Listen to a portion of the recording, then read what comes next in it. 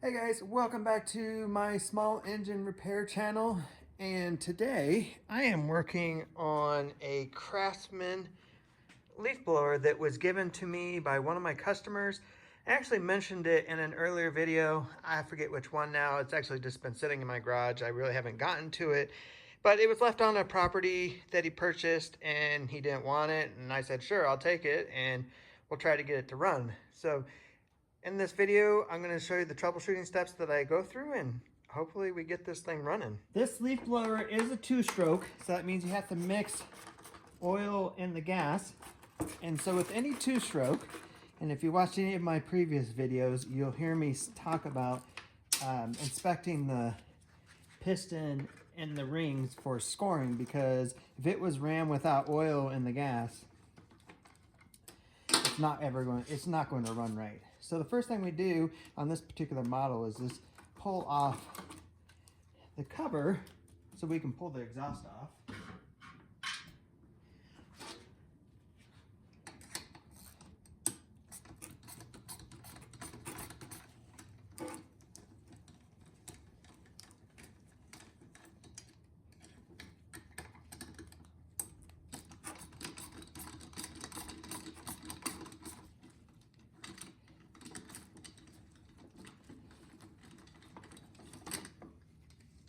So now that we got the exhaust off, I'm going to pull the string and we're going to move that piston.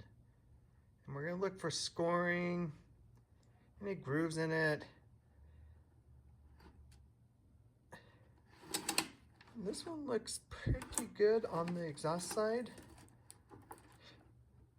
There's a little bit of scoring on top of the piston. But one thing that you cannot see, and I'm going to take off the intake side to see if we can see it or not. But when I look across on the intake side, I can see some scoring in the cylinder wall. So I suspect I might see some scoring on the intake side. So let's pull the carburetor off.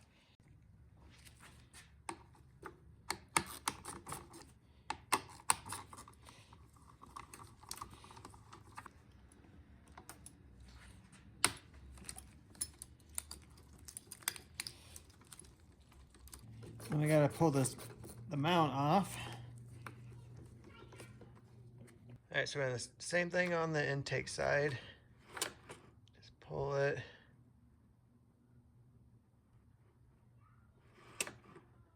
All right, well, it doesn't look too bad. It actually looks halfway decent. I got the carburetor back on. I got the exhaust back on. So the next thing we're gonna do is just see if it fires. To do that, I got some starting fluid. So right now the throttle is in the fast position.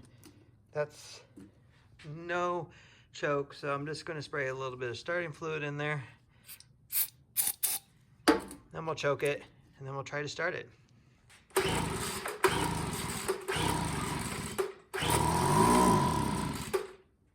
Well, that was a good sign. It fired off starting fluid, so that tells me that we have spark.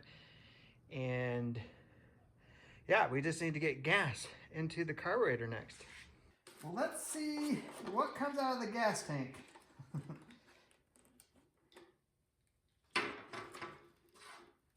Something's in there. It's red.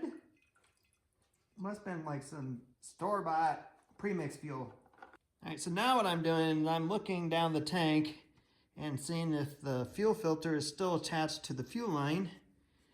And you can't probably see that on the camera, but it is there and it is attached.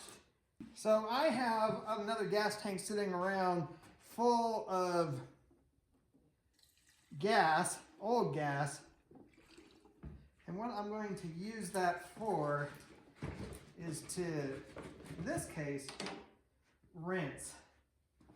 So I would never run that gas through this, but this red whatever in there just, it looked old. I'm not sure what that is. So just gonna slosh the tank around a little, and then that old gas just dump it right back out into the can without making a mess. All right, we're gonna add some fresh gas, some fresh mix to it. And usually on the gas cap, it'll be stamped what ratio. So in this case, it's 40-1. So you can either mix that yourself, or you go to your local Home Depot, Lowe's, whatever you got, and you buy it pre-mixed. Sometimes that's easier if you're not mixing a lot. Now we're gonna push the priming bulb and see if we can pull gas into the carburetor. And it did fill up. Not sure if you can see that or not, but I can. So that's good. All right, we're gonna try to start it up and see if it'll run.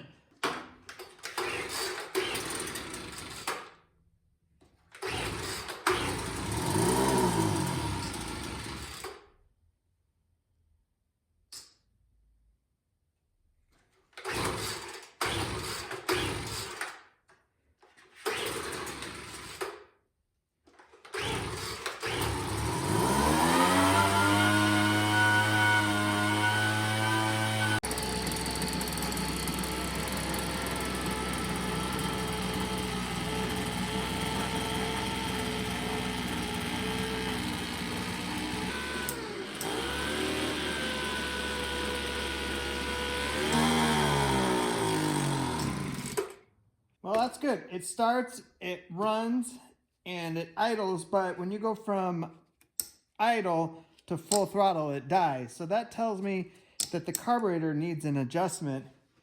And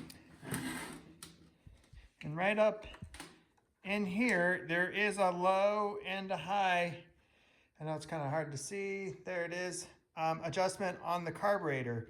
So we need to adjust the low end. And on these, you do it by ear. If you turn it out, it's rich. If you turn it back in, it's lean. So you turn it in to like where it almost dies, and then you back it out till it picks up and is idling pretty good. And then once that's set, then you full throttle it and you adjust the high end to where it sounds like it's hitting the max RPM.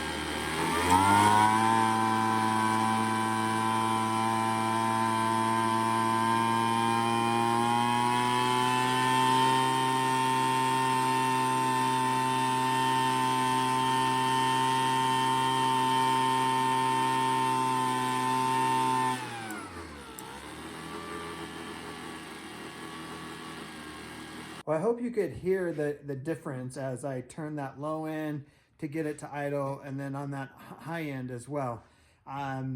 There's probably specs of what the RPM should be. I know that's very important on chainsaws. Chainsaws have it readily listed on the manuals. I don't know what it is on these leaf blowers. So I'm just going to set it to my ear to what I think it should sound like. Make sure it's not over revving, because of course that will cause problems. But it sounds pretty good. And yeah, a free leaf blower. I hope that helped you out. If you have any questions, put it in the comments below, and I'll see you in my next video.